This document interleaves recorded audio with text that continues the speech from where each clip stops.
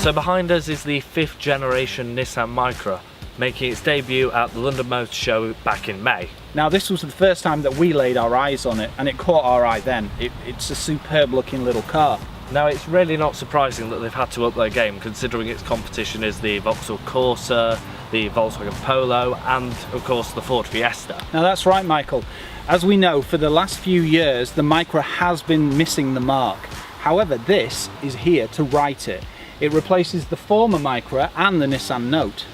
So I'm going to be taking the Micra on the open road, seeing what it's like to drive, see if it really does match up to the Ford Fiesta. I'm going to be looking at the practicality, the functionality, the tech, and seeing what you get for your money with the new Nissan Micra. Then myself and Ben are going to bring you the roundup of the car and if it really does match up to the competition.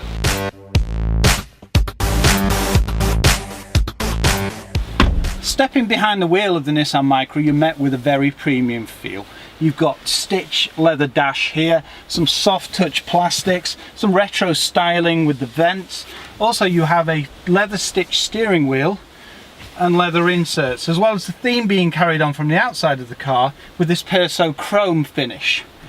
When it comes to practicality, the Nissan Micra doesn't fall short.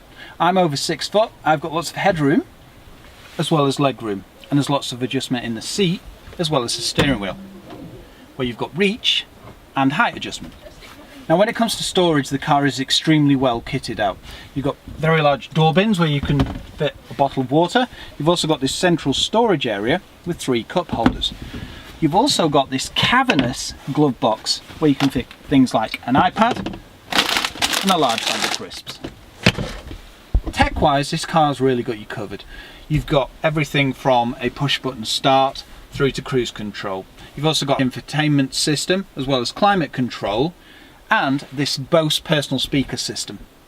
Some things that really make the car stand out is this ambient lit storage area as well as this central control area where you can control your climate control as well as the heated seats. Also a nice addition is this info system for the driver, which sits between the rev counter and the speedometer.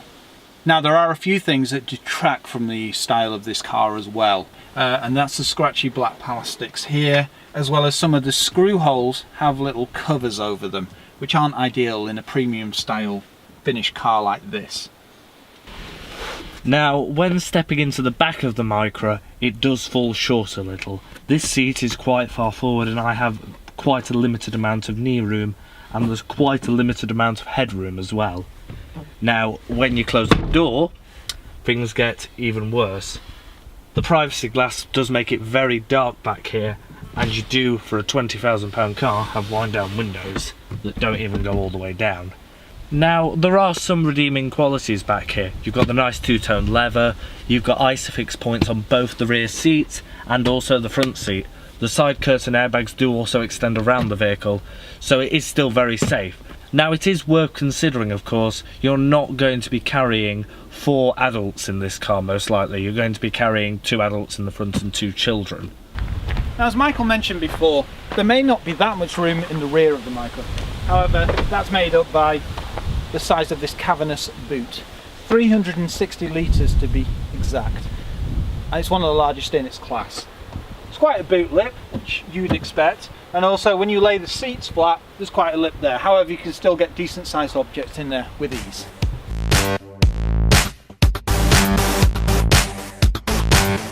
Now the first thing you'll notice about the new Nissan Micra is it looks nothing like a Nissan Micra, and that's down to Nissan, because they've reimagined this car. They've made it a more sporty, more funky feeling car for 2017 by adding things like this carbon fibre style trim, these aerodynamic lenses, and this flowing dynamic line that goes all the way around the car, as well as these door handles. And if you've noticed, because they're not on the rear panel, they keep the perfect line. However, practicality may be a little issue for, say, children because of the height. Walking around the side of the Micra, you'll see that you have keyless entry here. You also have power folding mirrors and this rather funky stylish side panel, which can be customizable to your choice. Continuing with the sporty theme, we have 17-inch alloy wheels with a 205/45 profile, Then we have an exterior pack plus, which is part of this, where this is Perso Chrome, but you can tailor this to the colour you choose. Then we have the LED daytime running lights, and coming around to this side of the car, they've gone for a more angular, sporty look, even with this GTR grille, and it's lifted the car no end. Now when you think of a former Micra, you think of a bland, bubbly vehicle, but it was very safe. Now this one is equally as safe, if not better, and that's due to all the sensors and the tech on this car, which gives it autonomous braking, also has auto dipping headlamps, which is quite a thing for a small car, and it's one of the safest cars in its class.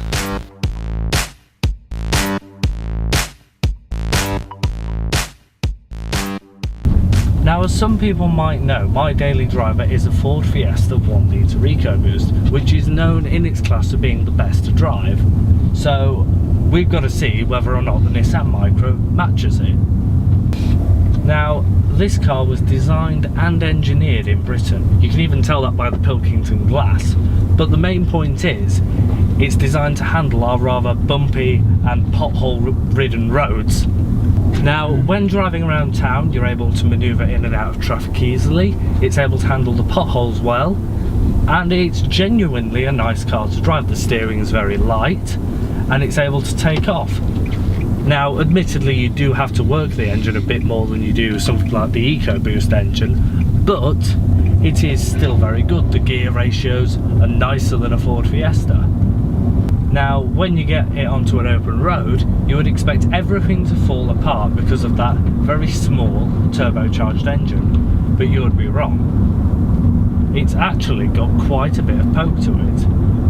Now, unfortunately, there is one downside when you're tackling towns in this car.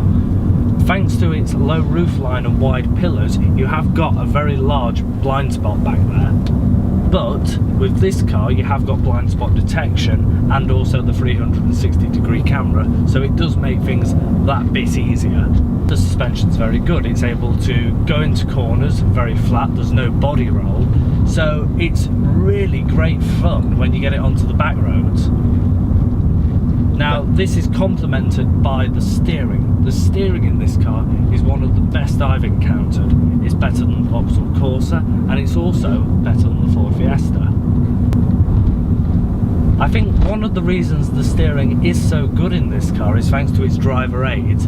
It allows you to go around corners much quicker than you would expect.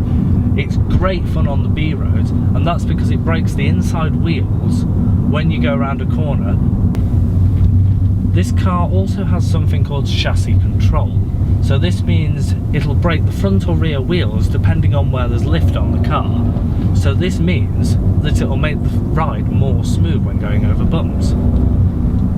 Economy is a massive factor when it comes to buying a small car. Now, I drove this car up from the Midlands earlier this week and I got 52 to a gallon. Now, that's very impressive for a very small engine car on motorways. I would expect that with this car, if you're not encountering the M62 at 5:30, you would get in the early 60s when it comes to economy. This car really is a nice place to be. I've got a leather-wrapped steering wheel, I've got a 7-inch touchscreen infotainment system with satellite navigation, and I've also got these Bose speakers up in the headrest, which make it a really enjoyable experience to listen to your music. Now, when it comes to driving as a whole, the Ford Fiesta is better, however that's only fractionally. Now, when it comes to the entire package of a car, I would say that the Micra is better. That's thanks to its intelligent driving aids, the styling of the car, and also the practicality when it comes to the boot.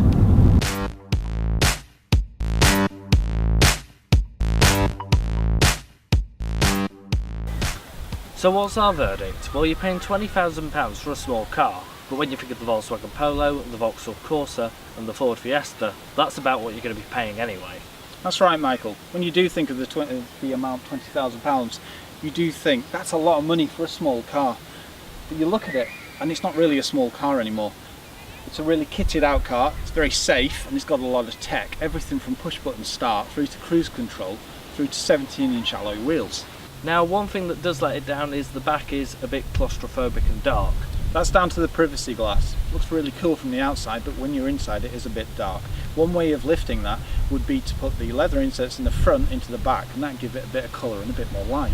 Now, a Ford Fiesta might be a little more refined and a Volkswagen Polo might be more practical, but as an all-rounder, this can't be beaten.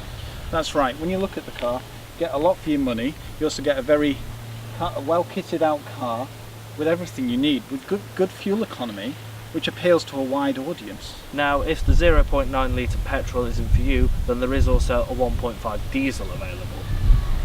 On a final note, we really love the Nissan Micra. It's a great improvement over the last one.